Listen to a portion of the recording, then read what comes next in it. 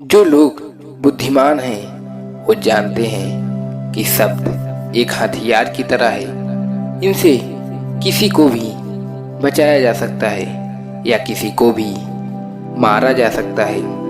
अब आप सोच रहे होंगे कि शब्दों से किसी को मारा कैसे जा सकता है, तो जरा सोचिए, ज़्यादातर आत्महत्याओं के पीछे किसका कारण होता है? किसी के पति ने कुछ कहा, किसी के पिता ने कुछ कहा और उन लोगों ने आत्महत्या कर ली। ये आत्महत्या किसके कारण हुई? वो पीड़ित मन को इतना दुखी कर गए कि उस मन को दुख सहना और ज़्यादा बर्दाश्त करना नामुमकिन हो गया और इसी वजह से उन्होंने आत्महत्या कर ली।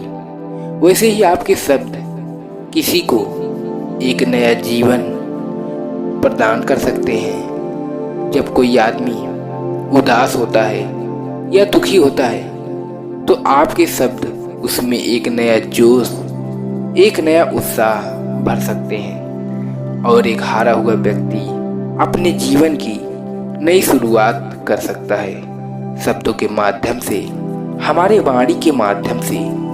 तो अब तक आप ये तो समझ ही गए होंगे कि हमारे शब्द हमारे जीवन को किस तरह निर्धारित करते हैं। शब्दों में कितनी ताकत होती है और किसी से बात करते हुए हमें अपने शब्द बड़ी ही सावधानी से चुनने चाहिए।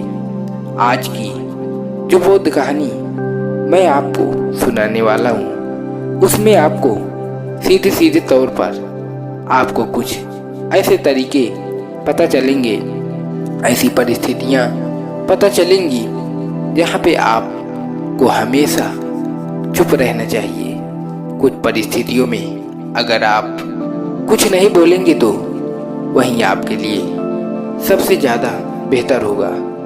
इससे पहले कि आप इस कहानी में खो जाएं, इस चैनल को सब्सक्राइब जरूर कर लें। तो चलिए कहानी शुरू करते हैं। एक बार की बात है, एक युवा लड़का वो एक बौद्ध भिक्षु के पास पहुंचा। वो काफी परेशान लग रहा था और उसने बौद्ध भिक्षु से जाकर पूछा कि हे महात्मा, मैं अपने आप से बहुत परेशान हूँ, अपने आप से दुखी हूँ। बाहरी रूप से मुझे कोई दुख नहीं है, मैं धन धान्य से संपन्न हूँ, मुझे कुछ भी शारीरिक रोग भी नहीं है, लेकिन मैं खुद से परेशान हूँ, अपने मन से परेशान रहता हूँ। अक्सर मेरी बातों को मेरा कोई भी दोस्त गंभीरता से नहीं लेता और न ही मेरे परिवार के लोग मेरे किसी बात को गंभीरता से लेते हैं। जो कुछ भी सलाह देता हूँ या तो वो उसे मजाक में उड़ा देते हैं या फिर उसे गंभीरता से उसे लेते ही नहीं। मेरी बातों को गंभीरता से कोई क्यों नहीं लेता? क्यों मेरी बातों पर कोई अमल नहीं करता? वो मेरी बातों में कोई रुचि नहीं दिखाता? इसका क्या कारण है? कृपया मुझे इसे बताने का कष्ट करें और मेरे मन के इस दुख को दूर करें। ये सुनकर वो बौद्ध भिक्षु ने कहा कि आज सुबह मैं चलित ध्यान करके वापस आ रहा था। रास्ते में कुछ कौवे काँव काँव कर रहे थे और वहीं पर जब मैं चलता हुआ कुछ दूर आया तो मुझे एक मोर की मधुर आवाज़ सुनाई दी और उसे सुनकर अचानक मेरे मन में ख्याल आया कि कौवे कितना काँव काँव करते हैं, कितना बोलते रहते हैं, लेकिन कोई भी प्राणी कौवे की आवाज़ को पसंद नहीं करता। मोर हमेशा सही परिस्थिति के हिसाब से बोलता है। जब भी बारिश होने वाली होती है और बादल घिर आते हैं और बारिश होने की आशंका होती है, ऐसे में मोर अपनी मधुर आवाज़ में गाता है और सभी को प्रिय होता है और सभी को अच्छा लगता है। ऐसे ही इंसान सही परिस्थिति के हिसाब से सही शब्द बोले, सही वाणी बोले, तो वही वाणी दूसरों के लिए संगीत हो जाती है और गीत बन जाती है, और दूसरे लोग तुमसे सम्मोहित हो जाते हैं, और वहीं पर सब लोग तुम्हें गंभीरता से लेने लग जाते हैं। और दूसरी तरफ बेफजूल ऐसे ही बोलते रहोगे तो फिर तुम्हें कोई गंभीरता से नहीं लेता, और उस कौवे की भांति हो जाते हो जिसकी वाणी कोई पसंद नहीं करता, और बाद में तुम्हें दुख होता है कि तुम्हें कोई गंभीरता से क्यों नहीं लेता। इसलिए अपने शब्दों को बेहद बुद्धिमानी के साथ इस्तेमाल करना सीखो। अगर तुम नहीं सीखोगे तो समाज में तुम्हें कोई सम्मान या कोई गंभीरता से नहीं लेगा। ये सुनकर वो युवा लड़का बोला कि हे महात्मा, मैं जानता हूँ कि ज़्यादा बोलने वाली बीमारी से ग्रस्त हूँ, इतना नहीं बोलना चाहिए, लेकिन मैं अपने आप पे एक काबू नहीं रख पाता, और न ही मैं इतना बुद्धिमान हूँ कि अपने शब्दों को नाप तौल कर बोल सकूं।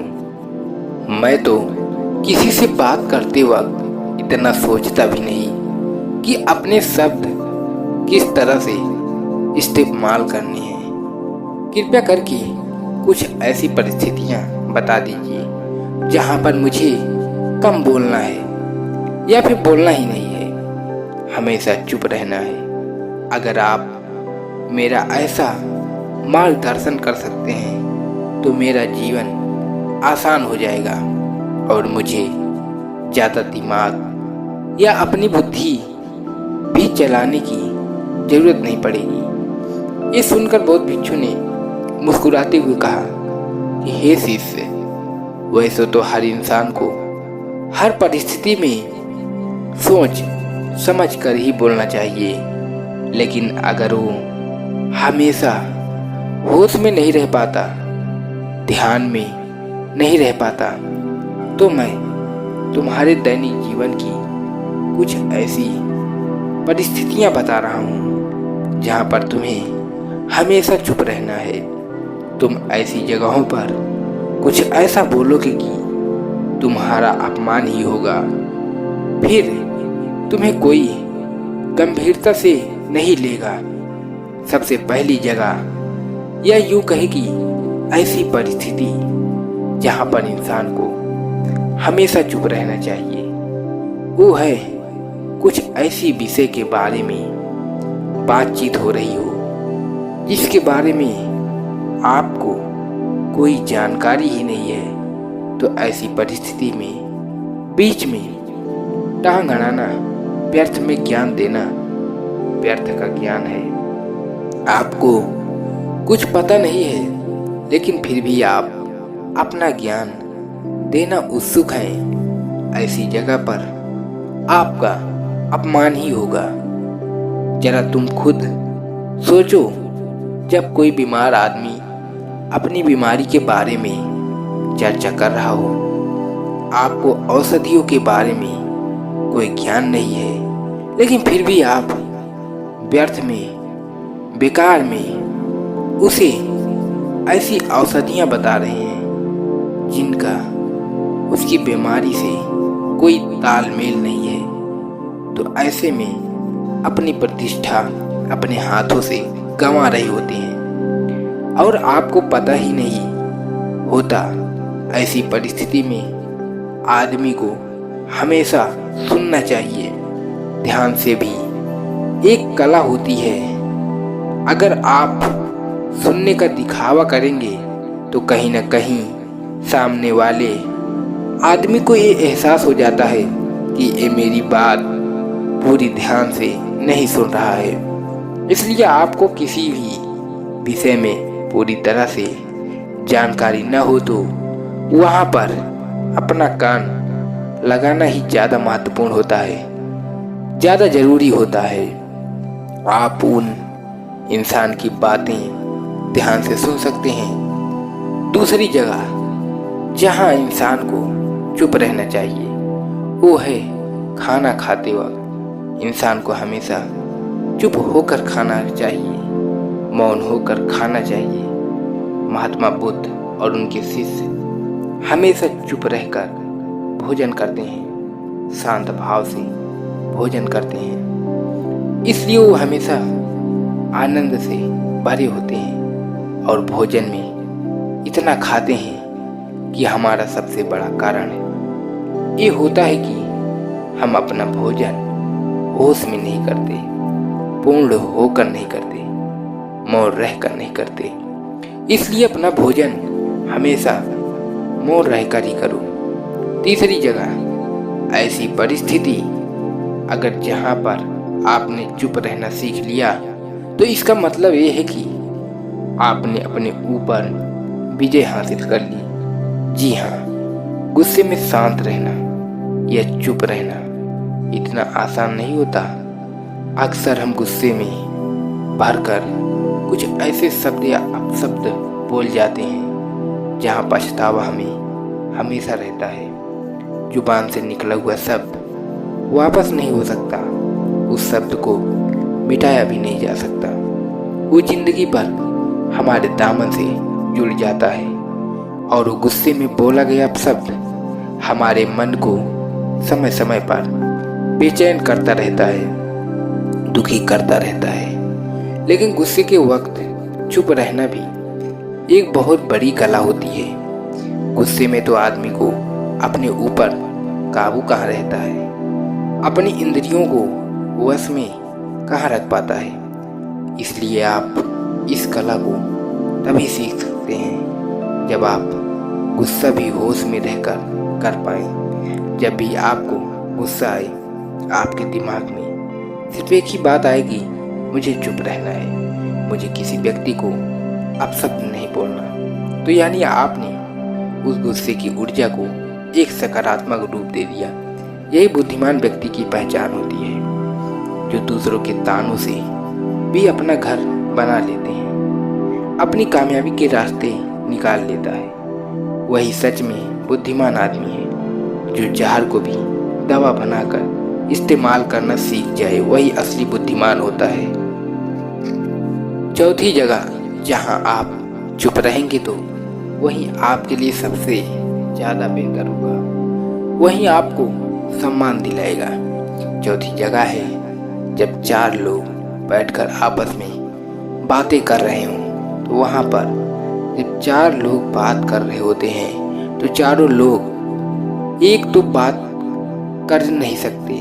एक बार में एक व्यक्ति बोलेगा, तीन सुनेंगे, तभी वो बैठक कामयाब हो पाएगी, तभी वो चर्चा सही रूप से आगे बढ़ पाएगी। लेकिन अगर कोई आदमी ऐसा बैठा हुआ है कि जो बीच में ही बात को काट कर अपनी बात को ऊपर रखना चाहता है, तो आप चारों लोगों के बीच सबसे मूर्ख कहलाएंगे। अगर आपको अपनी बात कहनी है तो सामने वाले को पहले अपने पूरे विचार रखने दो। और आखिरी जगह, अगर हमारे माता पिता हमें कुछ कह देते हैं, हमारे बड़े बुजुर्ग हमें किसी बात पर डांट देते हैं या हमें थप्पड़ भी मार देते हैं, तो ऐसी जगह पर आपका चुप रहना ही उनके प्रति सम्मान दिखाएगा, उनके प्रति आदर का भाव व्यक्त होगा। तो इसके बाद वो युवा लड़का बौद्ध भिक्षु के सामने नतमस्तक हो गया और उनको प्रणाम करते हुए अपने घर वापस लौट गया। तो दोस्तों, हमें उम्मीद है कि आज की ये वीडियो आप लोगों को जरूर पसंद आई होगी।